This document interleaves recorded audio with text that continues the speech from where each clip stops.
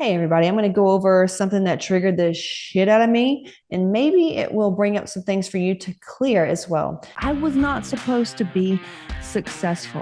Hey there, Casey Ship here, fitness model, hormone expert, and a master energy healer. I help goal oriented women clear out the reason why nothing has worked and finally step into their purpose and get everything they've ever wanted. So, I'm just going to say I was in a position where I was eating dinner and a certain someone, because I made specific dietary requests. Okay. I wanted gluten-free, dairy-free. We were at not a white table restaurant, because usually even if you go to like a white tablecloth restaurant, they will have like baked potato. They'll have like a meat and potato kind of thing where it's not a lot of sauce and fucking shit, right? And this is my job too, like nutrition and nutritional healing and how to order at restaurants for people with celiac, and like it's just part of what I do. It's who I am. It's what I do for work. I'm not a Michelin's best going around and sampling food and you know have a body fat of 35. Like that's just not me. I'm not saying that you have a body fat of that if you do that, but you know what I'm saying. Fitness is kind of my thing. Nutrition is kind of my thing. And I want to feel good. So if I go to a restaurant, even if what am I going to just eat all the things because I'm at a restaurant and I'm going to feel like shit for the next? It's like saying, well, I'm out, so I might as well have 3 cocktails, even though I'm going to feel like dog shit tomorrow and not be able to perform. I just still need to drink because I'm out with you. That's fucking social pressure, and that's bullshit. But anyway, so I'm at this restaurant, and I order my food, and I'm with this new person, and Skip's there, and Skip even he made a comment which was funny, and he was like, "Wow, that was incredible." Because that waiter, he was very attentive and wanted to make sure that I had what I needed. Because I was just like, "Well, I'm gluten free, dairy free, so I want to do this right here." And just, does this have cheese in it or no? Okay, cool. Then let me get that. Right. It was just some things like that. It wasn't too bad. And people I know that are like, oh God, just eat it. Those types of people have so much motherfucking trauma and abuse and like come to me for help.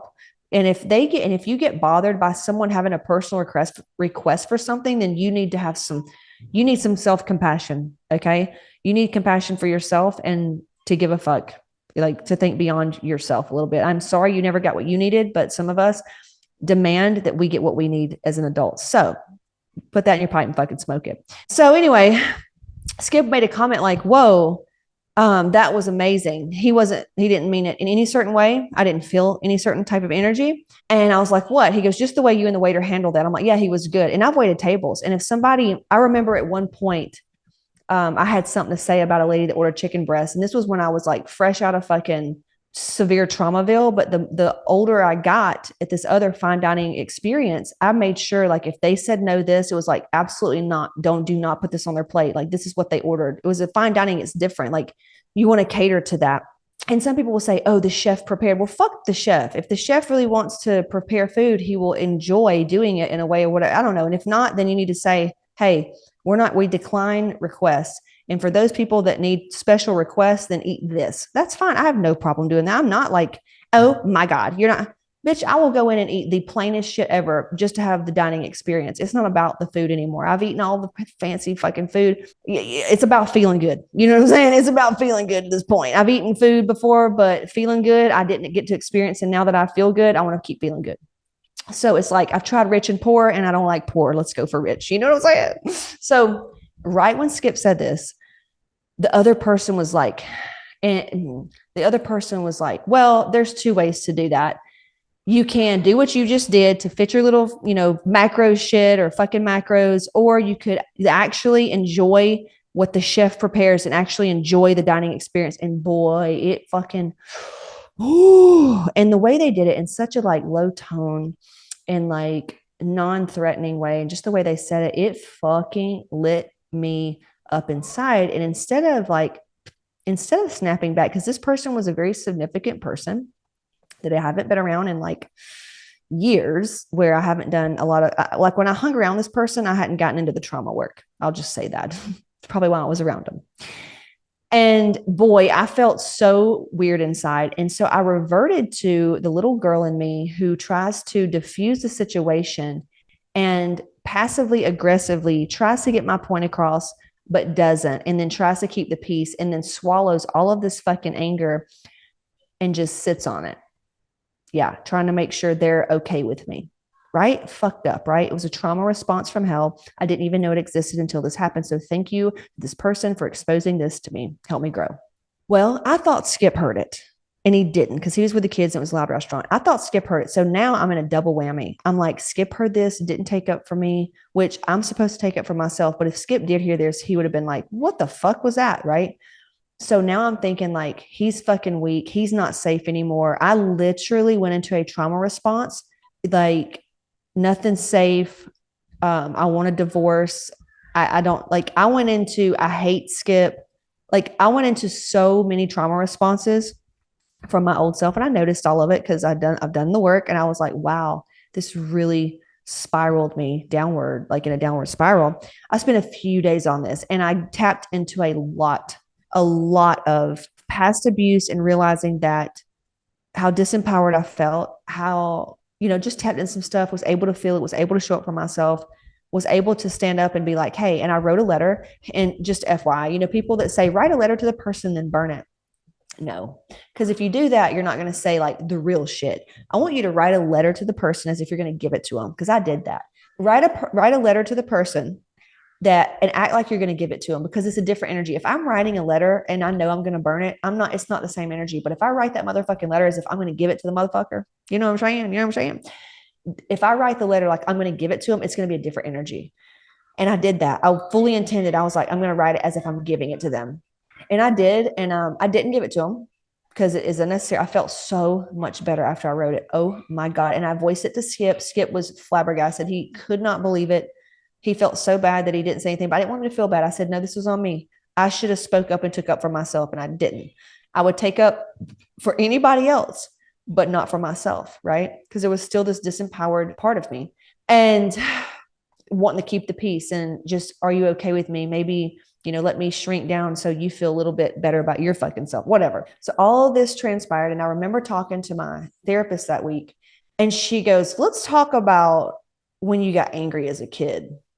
She goes, tell me about that. And I sat there, and this is when the tears started to come up. And when I realized I had disassociated my whole life from anger, I told her, I said, I don't, there's not a time. And I was bullied, right? I was bullied by my parents. They did the best they could. They were just ignorant. So what it is, right? Everybody went through, everybody, by the way, I don't care who you are. If you don't know it, or if you do know it, if you do know it, I promise you, we're not alone. Like, this happens to everybody. Even the person with the best, most conscious parent, that parent failed at one point. Yes, me and you, we felt like every kid is going to go through it. It's part of the human experience. I promise you, I promise you, I promise you. And even if you say, oh, well, I had none of that, you're just blind. You literally don't even fucking know. Because I could get on a phone call you right now and see so much shit, and you'd be like, yeah, you're probably not listening to it if you're like that. But anyway, if you're struggling with your body, your health, the relationships, money, business, or anything else, you've got some of this shit under the surface. So it doesn't mean you're fucked up. It just means like once you come to the realization of it, lots of healing takes place, and you get a lot happier. Life gets to be a lot better for you. It's not so fucking hard. It's just a different energy. I'm not saying it's like all sunshine and rainbows. It's just fucking different. So, yeah, so that happened. And she goes, let's talk about that. When I realized that I had disassociated from anger, and then I was like, it clicked. I said, well, I started to get angry as a teenager. And when I realized that I could take on my mom and the people around me like that, I would get, the cops were at my house all the time. I would get in fights with her and my aunt, or whoever would try me. Anybody would try me, I would fight. Because I was big enough at that point. I was like, fuck it. It's coming out, right? I would rage, all kind of stuff.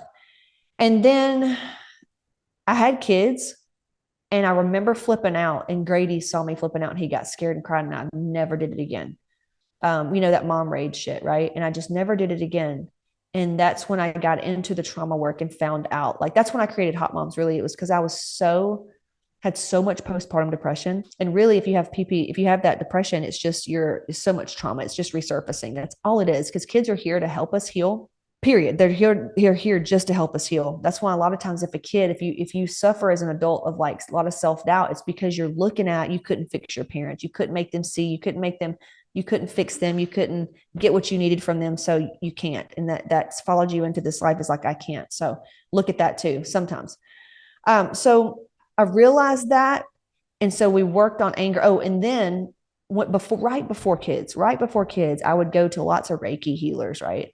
And they would all tell me how angry I was. And anger was a way to protect myself.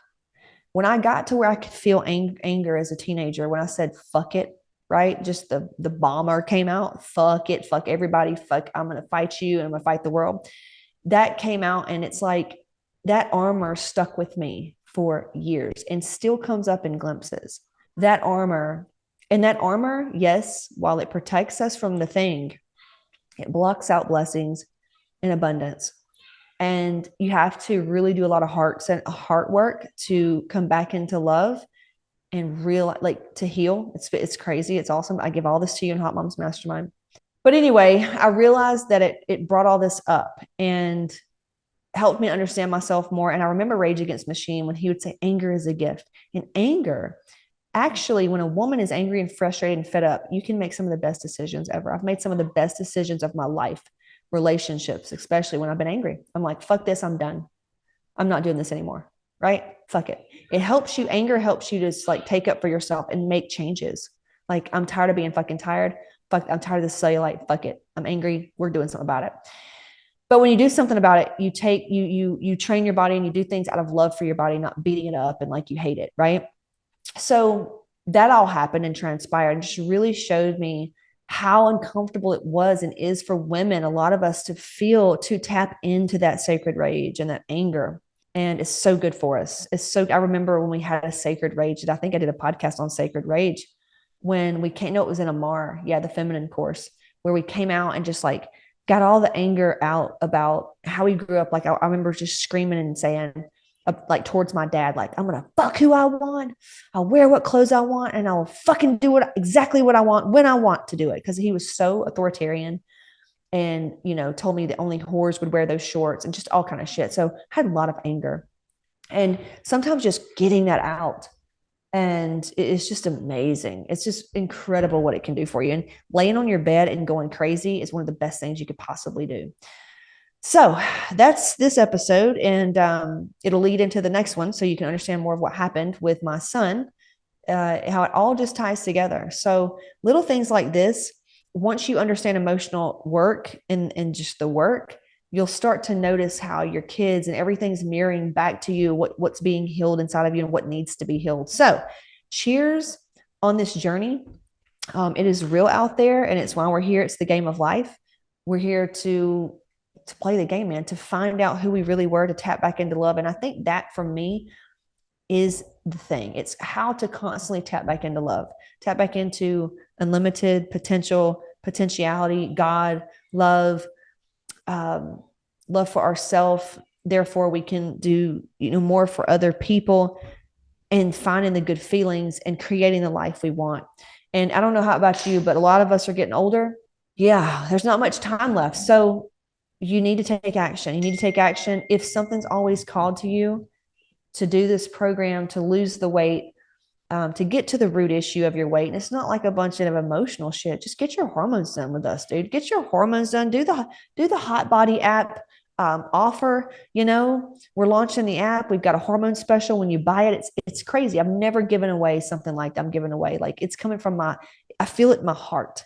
It's a big deal. So when you get the Hot Body app through me, caseyshipp.com/podcast offer, be sure to click on the Hot Body launch. Dude, it's going to be crazy. So set the goals, set them high. Okay. I want you to set goals so fucking high that if you come up short, you're still blowing your own mind. Okay. If you want any, and I just added some journal prompts for some deep shit to channel your future self and to overcome and break through and stay in the high frequencies, and also be able to sit with the lower ones so you can transmute those, because that's where you find true power, is being able to sit with your pain. By the way, power doesn't come from being awesome and having a perfect life. Power comes from being able to sit with pain. And it's what you do with that pain, right? Trauma, it all happens to us, but it's more about what we do with it, how we transmute it, and truly being the alchemist magician that we are. So get in Hot Moms, caseyshipp.com/register, apply and book, and I'll see you on the inside.